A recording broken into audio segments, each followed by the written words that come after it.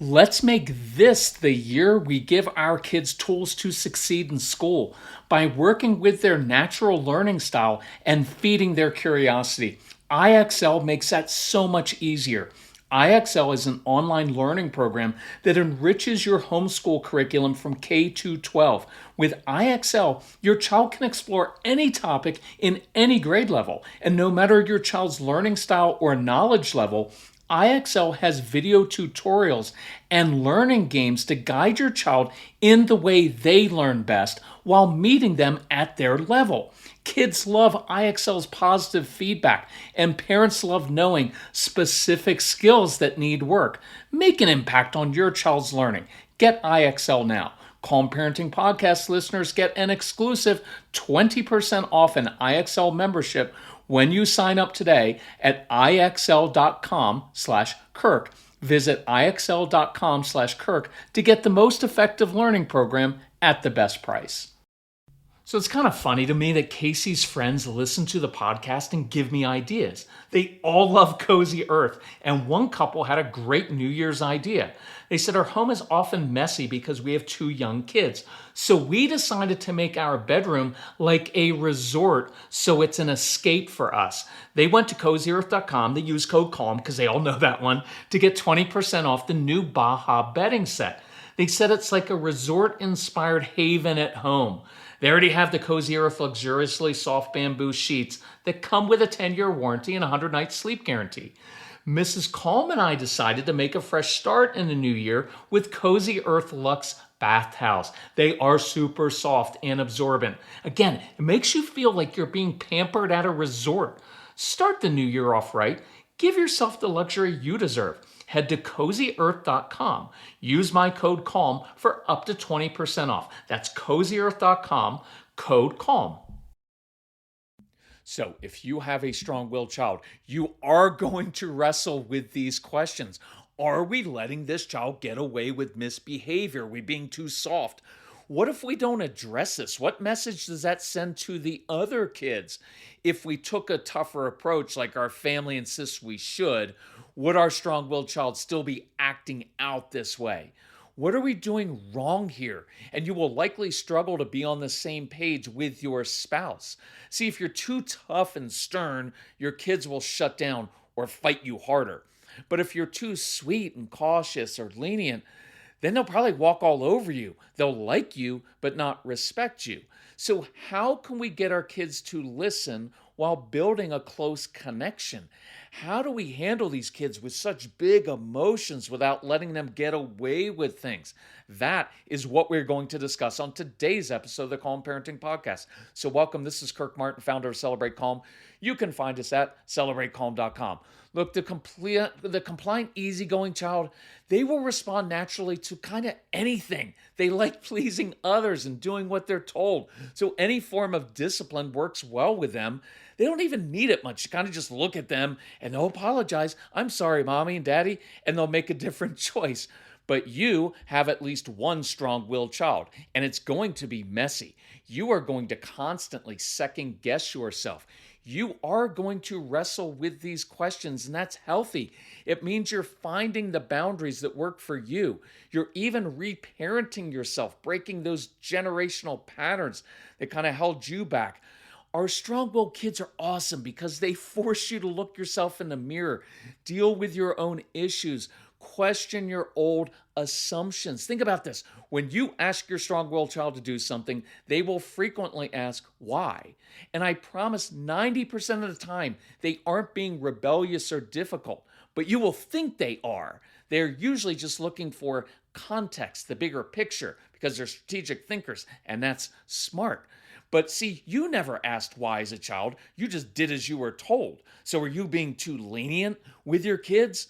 These are impulsive kids who will make poor decisions in the moment. By the way, it's what they're supposed to do when they're kids. And then they will do what? They will lie to keep from getting in trouble. But even when given a consequence, they will simply stare at you, unmoved by it. And you'll wonder, do we just need to resort to that authoritarian approach? I mean, it seemed to work for our parents. We never acted out like this. Look, these are very purposeful kids who get very emotionally intense when things don't go their way, when they experience disappointment, when plans change at the last moment, when they can't carry out their vision. And part of the tough part with these kids is this: if you come down too hard on them, if you're negative or snotty or emotional or too terse in your tone, these kids will shut down or they'll just fight you even harder. They'll internalize that they're bad kids. They'll build these walls around their hearts, and they'll often act out more as if to say, see, I'm as bad as you thought I was. See, that's self sabotage, and it's a dangerous mindset to grow up with and live with through adulthood, like many people do, because then they'll subconsciously push parents, friends, and a future spouse or kids away as a self defense mechanism. And they sometimes respond like this out of vengeance. Oh, yeah, when I was little, you pushed me around. Well, I'm bigger than you now. And we don't want that. But if you're too sweet and lenient, then they may just like you, but they won't always respect you. They'll connect with you, but not always listen to you. And a lot of parents who are empaths and very sensitive you kind of get walked on by these kids. And that hurts you because you're just trying to be kind. And then you wonder, why isn't this working? So I want to teach you how to be kind and yet firm, understanding, yet always moving toward problem solving, how to hear them, listen to them, but also still lead them, how to let them vent without you reacting. Because I think we all have three common goals with our kids. We want to connect with them because we know connection usually changes behavior. And why else would you have kids if you didn't want to connect and have a relationship? We also want to teach them because discipline means to teach. We want to teach them how to actually be responsible for themselves. And we want them to ultimately respect boundaries so misbehavior does change. So let's look at the three primary approaches parents take. Now, the old school authoritarian approach uses fear and intimidation. That's what I grew up under. While this approach does sometimes prove effective in changing a child's outward behavior, it does not build connection or a trusting relationship, and it doesn't teach kids anything. It simply rules by fear. So I think as a whole, we as a society have rejected that, but we have swung too far in the opposite direction. See, when you are too sweet with a strong-willed child, you build a connection with that child. But sometimes you get entangled emotionally and your child becomes dependent on you. And that sweet approach doesn't often actually change behavior. And I'll just be honest with you. With strong-willed kids, it often breeds hostility because these are bright kids. And that really sweet tone sounds condescending and weak to them, like you're being patronizing. And these kids will trample your boundaries. Now, here's another insight. Think about this. Sometimes using that really sweet approach doesn't actually teach the child a different response because the end goal for many parents is to be empathetic and talk about emotions. It's kind of like, well, at least I'm not ignoring my child because that happened to many of you, and at least I'm not yelling at them, and this is better than I ever got from my parents, and I understand that. But I think we can do even better and go an extra step. So the third approach, which is what we take, is calm, connected, authoritative, not authoritarian, authoritative approach where I am the leader. And see, I believe that this approach builds the connection and the relationship. It also changes behavior and demonstrates self-respect for our boundaries. And it teaches your kids tools to handle their emotions and handle tough situations in life. That's what we are after. Now, some of you may have to really wrestle with your childhood experiences and how you view authority figures first, because that has a direct impact on your parenting. I've had to spend literally decades reconstructing this because I had two strikes against me. One, my dad was career military. He was an angry, manipulative guy, and he instilled fear. And so I grew up with that, right? Fear and intimidation, my way or the highway approach. And at the time when we were young parents, we were also in a more conservative, even kind of fundamentalist type religious environment in which God, the ultimate authority figure, was a strict, legalistic, angry authority figure who, despite what everybody said about love, just seemed perpetually angry and irritated when I messed up. And that will color your parenting as well. And that has taken me a long time to undo these core beliefs about what a good authority figure is supposed to be. So I encourage you to really wrestle with that. Now, most of us also have childhood wounds from different sources. Sometimes when you seek to comfort your child, you are actually trying to administer the comfort you never had as a child. See how that works? And then you get entangled emotionally with your kids, and you can't provide proper separation or boundaries. So, as a reminder, if you do have our programs, I just updated the 30 Days to Calm program, and it includes a really helpful section on dealing with childhood wounds that I think you're going to find helpful. Go through that on your app. So, you and I have kids with big emotions, and perhaps a spouse with big emotions and changing moods. So let's see how the different approaches handle emotional situations, and then I'll give you some really cool scripts to use for common situations in your home. When we moved here 2 years ago, I started experiencing headaches, fatigue, and dry skin. You know what? I was dehydrated. Since then, our entire family has relied on Cure Hydrating Electrolyte Drink Mix. That's why I am super psyched that Cure is now a sponsor of the podcast. Cure is made with clean, natural ingredients like coconut water powder and pink Himalayan salt with no added sugar or artificial sweeteners, just clean, natural hydration. We drink Cure every morning and afternoon to keep us feeling energized without the crash. Water alone isn't enough to do the job. Hydration is about replenishing the electrolytes we lose through sweat, sleep, alcohol, and daily activities. And that's why I want you to try Cure. It tastes as great as it makes you feel. Cure is offering our listeners 20% off your first order. So stay hydrated and feel your best. Visit curehydration.com/calm and use promo code CALM. That's curehydration.com/calm and use code CALM for 20% off your first order. Parenting is hard enough without the stress of feeding yourself and your kids healthy meals, especially after a busy day. Try using HUNGRYROOT to start the new year like we do. Let HUNGRYROOT take care of the grocery shopping meal ideas for you. They deliver high-quality food, tailor-made to your family's diet preferences and tastes, with recipes that can be made in 15 minutes or less, like the tzatziki chicken bowl with quinoa with 47 grams of protein we had last night. It's fantastic. It's a great way to begin the new year. Eating healthy, being less stressed, not having to eat out or go shopping when you're tired. You're going to love HUNGRYROOT as much as we do. Go to HUNGRYROOT.com/calm and use code CALM to get 40% off your first box. Plus, get a free item in every box for life. That's HUNGRYROOT.com/calm, code CALM to get 40% off your first box. HUNGRYROOT.com/calm, code CALM.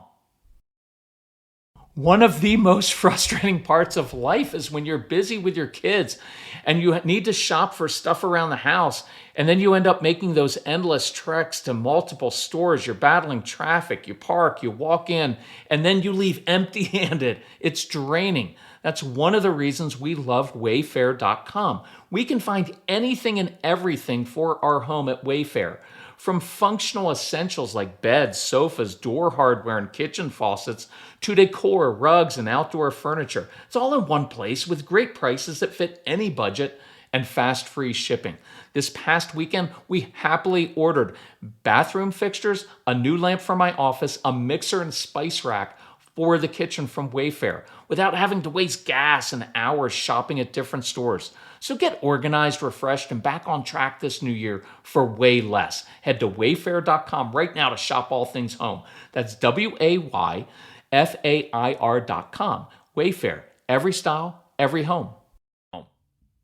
So the old school authoritarian approach was and is to basically shut down a kid's emotions. Sure, you will change their outward behavior, but you're not teaching them anything and you're not becoming that trusted leader that they need, that trusted parent. It's a huge missed opportunity to teach kids how to deal in healthy ways with their inevitable emotions. And sometimes it's subtle, and even good parents will say, "Oh, honey, there's no need to be nervous. You shouldn't be upset. Oh, your brother never had a problem with this." And see, that is not that different than dismissing your spouse's emotions. When I was younger, I was guilty of saying this to my wife. "Oh, honey, there's no need to be upset. It'll be okay." Now, I stopped short of the caveman response, "You're just overreacting." But here is what I was honestly saying. And I think this is important. So I want to draw this out a little bit for us as adults. This is kind of what I was saying to my wife. Could you please stop expressing or having those emotions, because your emotions make me really uncomfortable. I don't know what to do with your emotions, and now I feel obligated to fix you or fix your mood so you're not upset. See, that's not an uncommon feeling between spouses. But here's what maturity says. When my wife is kind of quiet and she's struggling inside, I am not responsible to fix it, to fix her, or to make it better. I make an offer to listen. "Hey, honey, if you want to talk about it, let me know and I'll be glad to listen, preferably at halftime." I'm kidding, but I'm glad to listen. The agreement on her part is, "Honey, if you did something wrong or need to apologize or make it right, then I will tell you." See, that way I don't have to guess if this is something that I played a part in.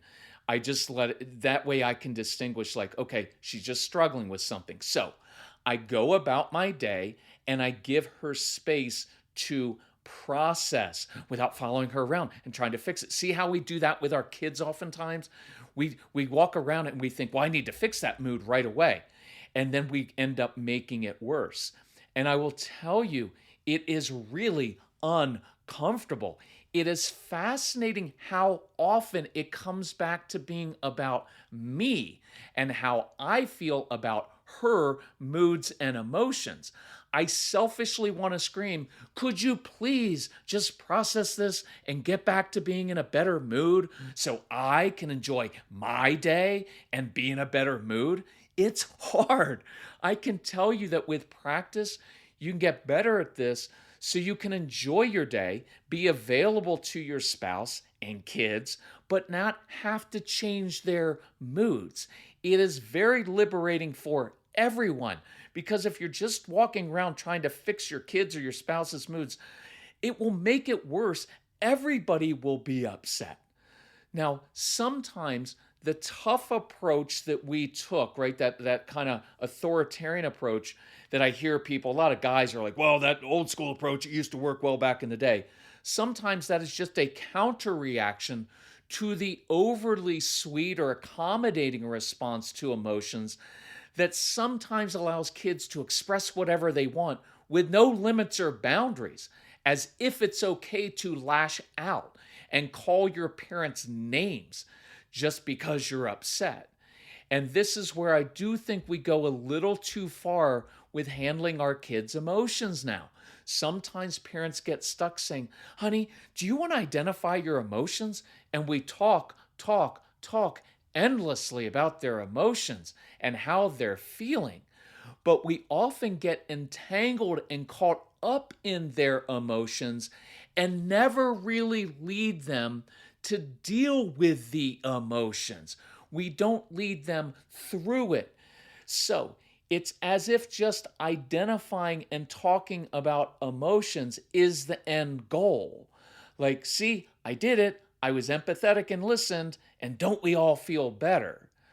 And parents routinely send us videos of their interactions with their kids during emotional upheaval. Please don't do that, because it's really upsetting for me, because most of the time it's horrible how people do it.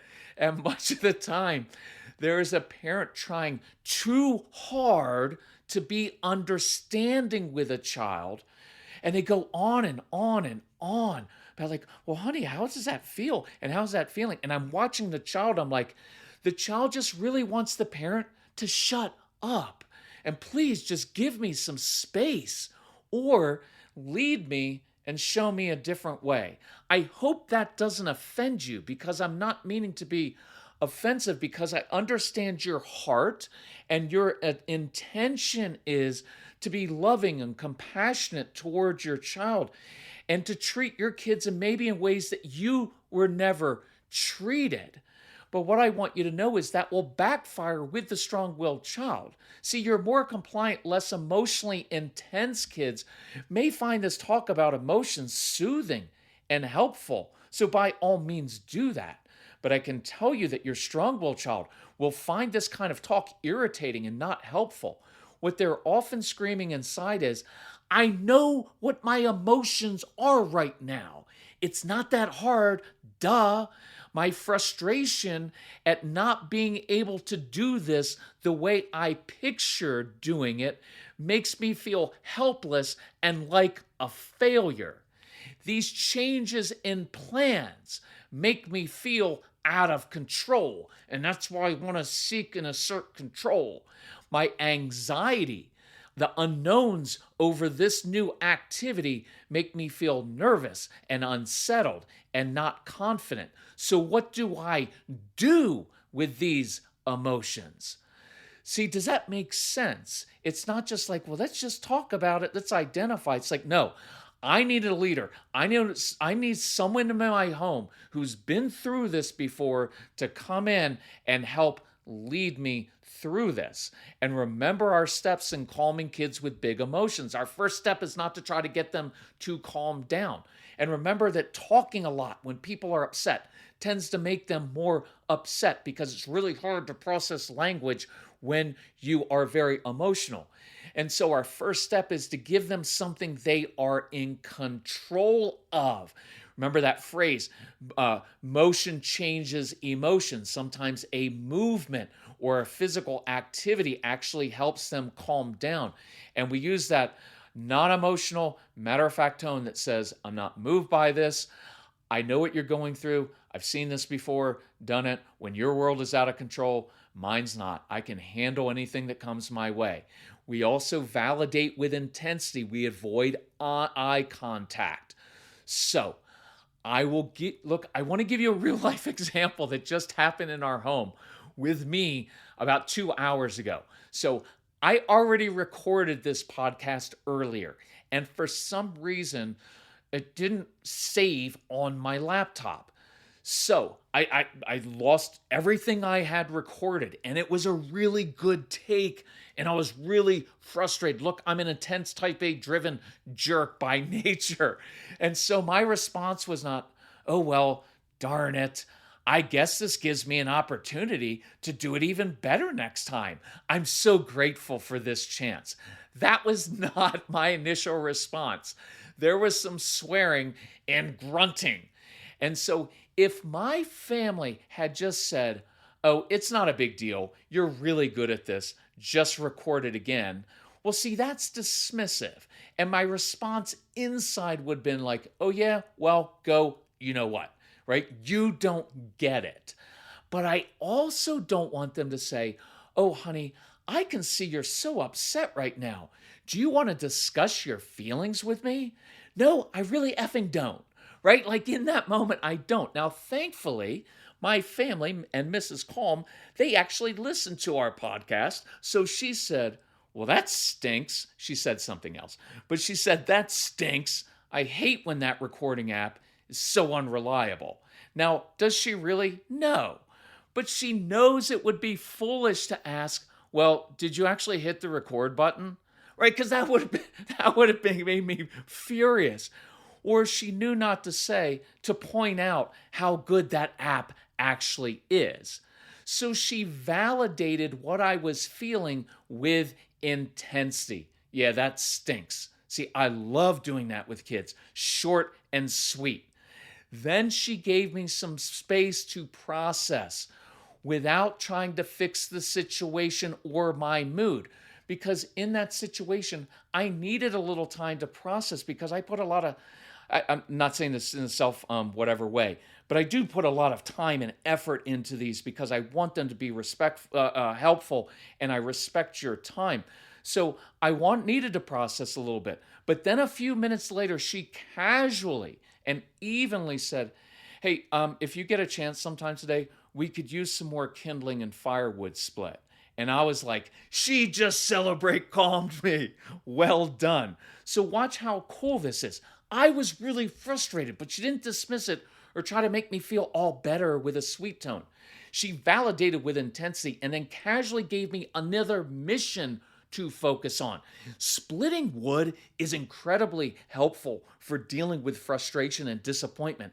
It's so sensory, the feel of the axe splitting the wood, the pleasing crack, the pile of kindling. Think about this, which gives a sense of being in control and accomplishing something, because I can see I had this big log and now I have all these little pieces and I'm carrying it in, and it feels like I'm actually in control of something and doing something well. That is very therapeutic. And that's why I always say, please have in the back of your head or written down on the refrigerator, what are 2 or 3 different things your kids can do that are physical, that are sensory, that give them a sense of accomplishment when they're upset. And plus, while I was splitting wood, I listened to this other podcast and learned that exercise before or after learning actually leads to improvements in short-term memory and processing. So as I split that wood, I actually had a couple more insights I added to this recording. So when something your child is really focused on, let's say they're focused on building something, they're creating something, they pictured it in their brain, but it doesn't look right, they will lose it emotionally. And dismissing them by saying, oh, it's no big deal, you can fix that, that's not helpful. But you also don't want to do that thing, and I see, especially on Instagram and a lot of parenting pages, the mom gets down at eye level and says sweetly, honey, do you want to tell me how it makes you feel when your project didn't look the way that you wanted or expected? Honestly, what are they supposed to say? Because a strong-willed child might say, yeah, well, that syrupy little tone that you're using makes me want to hit you right now, Mom. Because it is infuriating. It sounds condescending to them.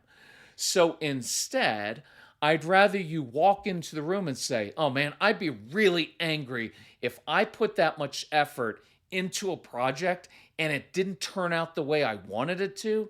Man, that's frustrating. See, that intense validation says, oh, my dad, my mom, they get it. And you're not trying to talk them out of their mood, but you're also not entering into this emotional space where they don't want to be, because sometimes we draw them back and we're like, honey, let's talk about it for 15 minutes. Like, no, I don't want to talk about it for 15 minutes. So then I may walk away to give the child some space to process. And I may say something, hey, do you want a snack or a drink or anything from the kitchen? Because I'm going to go grab a drink. And now you're giving them space and some sense of control because they can choose what they want. Hey, could you bring me back a snack? While in the other room, I may say something like this. Hey, when you're ready, if you think that I need some help outside, if you're strong enough to move some dirt, move some mulch for me in the backyard, I could really use your help. Because sensory kids really like doing physical things. Remember on that previous podcast, that one mom who brilliantly had said, when I was on the phone with her, I was like, hey, do you have anything in the basement your child could move? And remember, she said, oh, honey, you know what? I was going to clean down there because we have company coming. You know, I don't know if you can do this, but if you could move the sofa to the other side of the room in the basement, it would really help me out. See, I'm in the middle of building something, doing something, I'm really frustrated and angry. Or it could be something emotional that happened at school with a friend. It doesn't matter. I'm out of control. But now my parent just gave me a mission. I'm like, oh yeah, I can go move that. See, I'm in control of that. It's physical, like splitting wood. That was really good for working off my frustration. So now watch what has happened. I have now connected and bonded with them over their justifiable frustration. I am teaching them tools to calm down, movement, having control over something. See, instead of just talking about the emotions or dismissing them, saying, hey, this is going to happen to you in life. You are going to experience frustration and disappointment. So, moving, having control over something, having a mission, something very physical, that'll help you. And this kind of humility on our part also leads to contrition. So there's this little phrase in there, hey, when you're ready. On the next episode of the podcast, I'm going to share why that is such a powerful phrase and how to use it. And I'm going to give you detailed scripts and action steps to address these emotional situations that are pretty common. We'll go over anxiety over going to a new activity. We're going to cover when kids talk back and use a disrespectful tone to you, and a child just plain not listening to you. So in the next few days, let's practice these new tools we talked about on this episode. Really wrestle with your childhood issues, how you view authority figures, some of that those childhood wounds. Practice that even matter-of-fact tone. Come up with a few missions that you can give your kids to that are physical and sensory when they are upset. Let's practice this. Look, it's going to be uncomfortable for you at first, and even practice this with your spouse when they're in a bad mood. Man, that'll make you change. In the end, this will lead to connection, to teaching, and kids who can handle their emotions. Moms and dads, you can do this. Look, so much respect for you for working so hard at this. So if we can help you in any way, let us know. Love you all. Bye-bye.